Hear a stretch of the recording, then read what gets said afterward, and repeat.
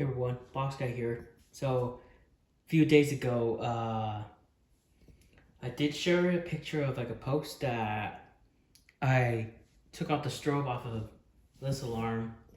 Yeah, a while ago I did make a video where I showed like what the problem was and it sounded very raspy. So I ended up taking the strobe off here. Yeah, it's basically got some problems. The chip here, or whatever it is, I tested it just like earlier and it ended up heating up, so I'm not gonna overheat that, but this thing finally, I guess it's finally given up. I don't know.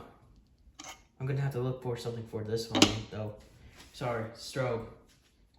But now that I took this off, it sounds a lot finer, so I'm gonna set the camera down. Alright, here we go. First my photo signal 450D. Well, this is my second one. 3, 2, 1.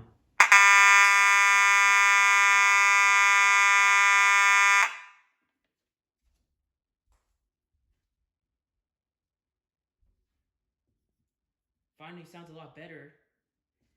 I'm still kind of working on the Gentex right now. I'm trying to get the strobe to work with the fire alarm. Sorry, with the horn.